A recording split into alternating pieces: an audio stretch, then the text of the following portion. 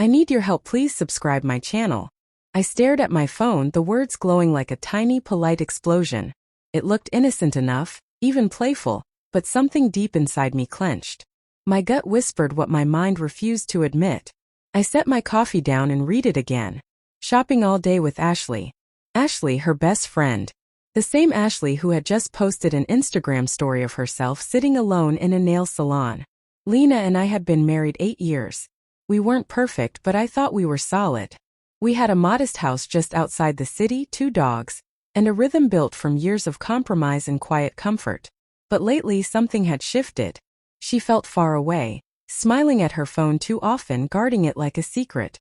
There were work messages late at night, and sudden girls' nights that stretched into the early hours. I told myself not to worry, that I was being paranoid, that after all these years she'd never betray me. But denial only works until the cracks start to look like evidence. I opened Instagram again, scrolling through Ashley's stories. A latte photo, a short clip of her laughing with her boyfriend. No Lena. No girls' day. My heartbeat stumbled. I typed a message to Ashley, casual, careful. Hey, just checking, Lena's with you today, right? The typing dots appeared, then vanished, then came back. Oh no, haven't seen her all week. Everything okay? My hand went cold. I stared at the screen, then set the phone down on the counter. The ticking wall clock filled the silence like a countdown. By noon, I'd already opened Find My iPhone. Her location was off. She'd never turned it off before. Not for work, not for the gym. A strange mix of anger and grief twisted in my chest. It wasn't just suspicion. It was the realization that the person I trusted most might be quietly leaving me. One lie at a time. I'd never been the jealous type. But this wasn't imagination anymore. It was a pattern. And I'd been too blind to connect the dots. Her laptop was still open on the kitchen table, logged into her iCloud. It felt wrong, like trespassing, but I told myself honesty doesn't hide behind passwords. The messages loaded instantly. Most were harmless: work chats, reminders, grocery lists. And then I saw the name that made my stomach drop. Evan. Her coworker. Charming. Confident. The one who always seemed to make her laugh. At first, their messages were innocent jokes, memes, late-night work talk. Then came the photos. The wish you were here text. The soft flirting that slowly crossed into something unmistakably intimate. Can't stop thinking about last night. Neither can I. Your trouble. The world seemed to shrink to the glow of that screen. My wife, the woman who once cried when I surprised her with dinner on her birthday, was sending heart emojis to another man. I scrolled further. Evan. Still good for noon? Lena, of course. Told him I'm shopping with Ashley again. Grinning face with sweat. Evan, you're bad for me. Lena. I'll make it worth it. I forgot to breathe. I didn't text her right away. My hands were trembling too hard. I just sat there, phone in hand, trying to decide what hurt more, the lie or how easily she told it. I thought about all our mornings in that kitchen, our quiet dinners, the nights we fell asleep wrapped around each other, whispering plans for a future I thought was real.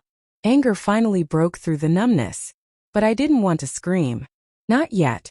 I wanted her to see that I knew. So I typed 4 words. Calm. Final. Say hi to Evan. 3 minutes later my phone rang. Daniel, what are you talking about? Her voice was sharp, breathless. I said nothing. How do you even? I could hear traffic in the background. She was outside. Probably still with him. I pictured her panicking, scrambling for an excuse that wouldn't collapse. Come home, I said quietly. Silence. Then the line went dead. She burst through the front door 40 minutes later. Face flushed, eyes red. I was sitting at the dining table, her messages open on the laptop. She froze. Daniel, please. Save it, I said. My voice didn't sound like mine. It was too calm, cold in a way that only comes after something inside you shatters. I can explain, she tried, but even she didn't sound convinced. Explain what? The lies? The lunches? The hotel receipts in your email? Her lips trembled. It wasn't supposed to go that far. That's what they all say, I muttered. She dropped into a chair, covering her face with her hands. For a long time neither of us spoke. The air was thick with everything we weren't saying. Finally she whispered, I didn't mean to hurt you. I let out a humorless laugh. You just didn't mean to get caught. Her tears came fast, but I couldn't comfort her. I used to hate seeing her cry. Now it just made me feel empty. I was lonely, she said softly. You've been distant, always tired, always working. Evan just noticed me. Her words cut like glass. So you rewarded him for noticing you? I asked quietly. She winced. I know how it sounds. No, I said. You know exactly what it is. We sat in silence again. The clock ticked. The wind rattled the windows. I thought about the night I proposed, the certainty I felt when I promised her forever, believing she wanted the same. But forever doesn't survive lies. Can we fix this? She whispered. Please. I'll end it. I'll do anything. I looked at her, really looked at her. The woman I loved more than anyone, who had just destroyed the one thing I could never rebuild. Lena, I said quietly, you already did whatever it takes, just not for us. That night, she slept in the guest room. I lay awake staring at the ceiling, listening to her muffled sobs through the wall. I wanted to hate her. I wanted to shout, to tell her what she'd done to me. But the truth was crueler. I still loved her. And that made everything worse. Love doesn't disappear overnight. It lingers like an open wound that refuses to close. In the morning, she handed me her phone. You can read everything. I'll show you everything. Just, please don't give up on me. But I didn't need to read more. I'd already seen enough.